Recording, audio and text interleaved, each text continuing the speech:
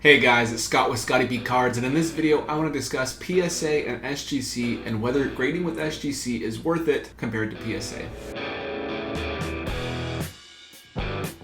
As we know, PSA has been the #1 grading company in the hobby for the last few years, maybe even longer. BGS used to have that foothold and they've kind of fallen off since. SGC has come in as a strong number 2 or 3 option, and they're good about getting your cards back quickly and having decent resale value. PSA has continued to have really strong resale value, and they're kind of the gold standard in the sports card hobby. So in my past videos, when I grade with SGC, people will often say, why did you grade with them versus PSA? There's no way you can have any value with SGC. They're great for PC, but there's no way you could make money with them. So I want to look in this video, can you make money with SGC versus PSA? So I'm going to use the two same cards, compare them with each company, and exactly see how much you can make with both companies. Before we start, if you can guess who my favorite baseball team is, make sure you hit the like button. All right, let's jump into this right now. First thing, grading with which company makes you the most money? Which one should you grade with? So let's look at SGC. They are faster grader by far. They're grading cards extremely quickly. That's probably because they have less coming in, so it's easier to maintain a good pace. They're less expensive when you grade in bulk. If you grade individually, just by yourself, if you send them in, it's the same cost as PSA.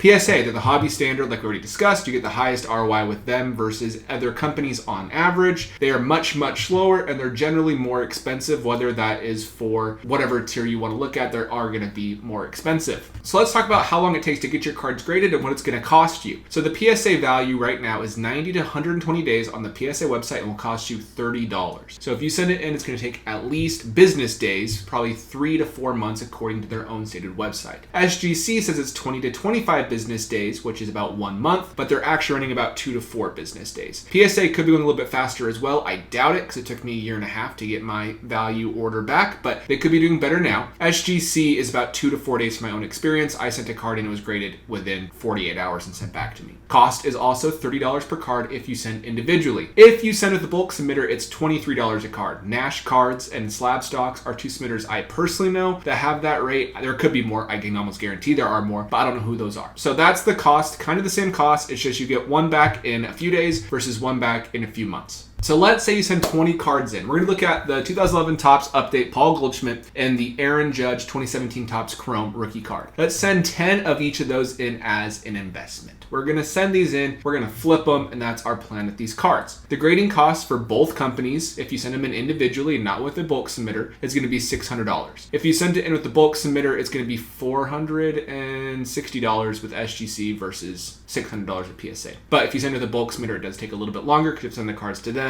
They send it to SGC. SGC sends it back to the bulk submitter, and the bulk submitter then sends it back to you. So it takes a lot longer. And the cost for each card will be $22.50 for each Paul Goldschmidt and $26 for each Judge. Which company will net you more money?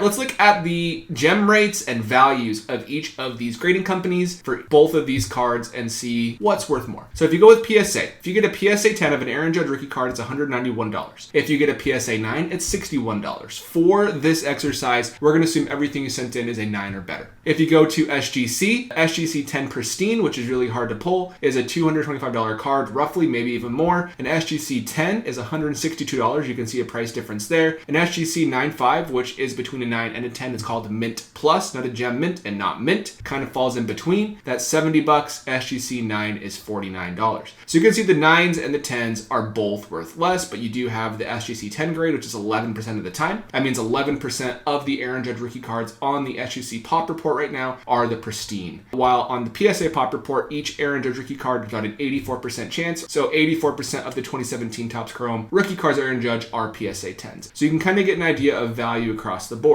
So I just want to show you this to show you what I'm basing this off of. So I'm going to actually send these 10 cards in, and I have an 8 of the 10 probably will get a PSA 10, and 2 of the 10 are going to be getting a PSA 9. If I send to SGC, roughly 1 of them, according to the Pop Report, will get a Pristine, which is really hard, but that's what the Pop Report says. And 5 of them will get a SGC 10, and 2 of them will get a SGC 9.5. The rest will get SGC 9s. Same with Goldschmidt. One really important variable to pay attention to here is the PSA 10 gem gem rate is 60% for PSA and only 20% for SGC. That's a huge difference. So it did include down here, total percentage of 9.5 or higher. These three grades together is 85%, really close to PSA's gem rate of 84%. For Goldschmidt, the gem rate for PSA is 60%, 9.5 or higher. These three grades is going to be 50%, so lower than PSA. So let's look. We sent our 20 cards in to PSA. This is what we got. We got 8 10s, 2 9s for Aaron Judge. That's awesome. That's $1,600 worth of value right now in the open market. For Goldschmidt, we sent in 10 of his update rookies. We got 6 10s, not bad. 4 9s, pretty good. I'm doing the reveal right now. I'm getting excited or angry depending on how I did. And that is a total value of about $1,300 for his rookie cards, what they're going for in the open market. That is a total of $2,957. So that's before I take out anything. That's just how much those cards are currently worth at that moment.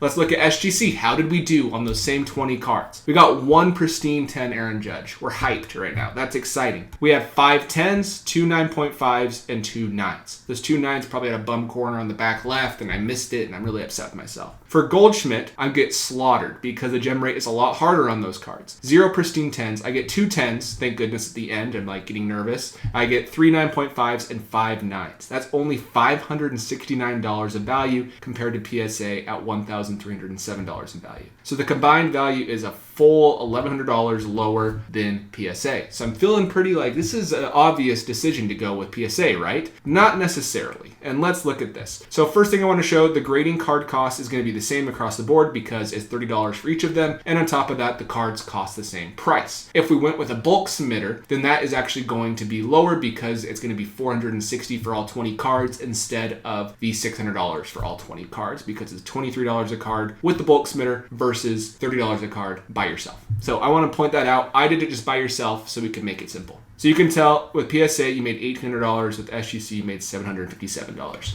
But one thing I do want to point out is that every now and then the turnaround is pretty bad. So PSA turnaround is 90 to 120 days, while SGC turnaround is 3 days. And that does not include shipping. Shipping is going to add a week to and from each, maybe less, but you get the point, depending on how close you are to each facility.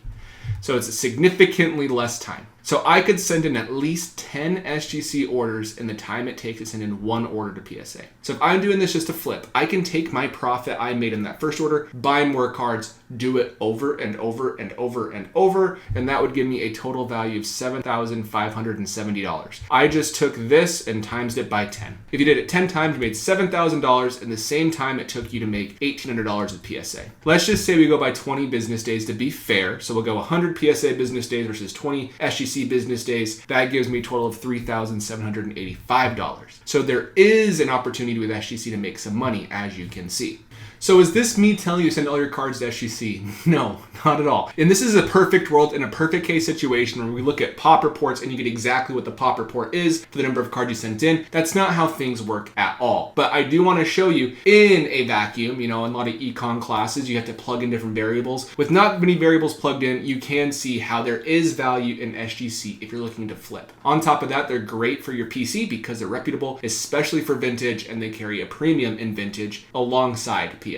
So let's discuss this. Is SGC better? No, they both have their pros and cons. Like I just said, SGC and PSA are extremely different. If you're wanting to move cards quickly in a season or you want to hit trends, use SGC. For example, Aaron Judge is closing on Roger Maris's record. I don't know if he'll get it, but if I think he's going to, I should buy some Aaron Judge rookie cards, get them in the mail from eBay. I got them within a week, sent them to SGC and got those back within a week and a half. Within 2 to 2.5 weeks, I had my cards graded. With PSA, on the other hand, I will have to send those cards in and wait 3 months. And so you kind of miss the peaks and valleys. And so let's say these cards, this is the value of them currently right here. This is what they're worth. But in 5 months, when these come back to us or less, I don't know exactly how long PSA is taking because I haven't sent an order in recently this way. These could be worth less. They could be worth more, but probably worth less because the baseball season over. Paul Goldschmidt did or did not get the MVP and prices fall even if he wins the MVP. Same with Aaron Judge. At that point, these values will be lower for PSA while I'm capitalizing with SGC. So that's where there is an advantage with SGC. If you have bigger cards, even medium to bigger cards, you can send to PSA and make significantly more money. The other thing that I'm doing in this exercise that's probably not realistic to the average collector like you and I is I'm not doing this over and over and over. I'm not finding grading worthy cards every single time I buy one on eBay, and I understand that. But there are times where you can buy a card on eBay for cheap, get an SGC 10, and sell it for 5, 6, 7, 8 times your money very quickly in a very short turnaround time. While PSA, unless you want to pay a higher tier, whether it's $50, $150, it's a lot more difficult versus the $23 or $30 with SGC. And the one thing I want to point out, if they're for your personal collection, pick whichever one you would like. That's the most important thing. I have cards that I think would go better with SGC, cards that go better with PSA, and I even think some cards go better with BGS, if you can believe that. I love BGS. They're probably my favorite grading company, but they're not really doing too much right now, so we don't talk about them often. It's unfortunate. But the point remains, in previous SGC videos, I do always get comments that SGC does not provide value, and that's just not true. There is value to be made with SGC. It's up to you whether you want to chase this method or not. Not really my cup of tea. I probably will never do this in full, but it is out there for some people if you have the guts to do it. Let me know in the comments below if you agree, disagree with this take, what your thoughts are on SGC in general versus PSA in general as well. And other than that, I'll see you in the next video.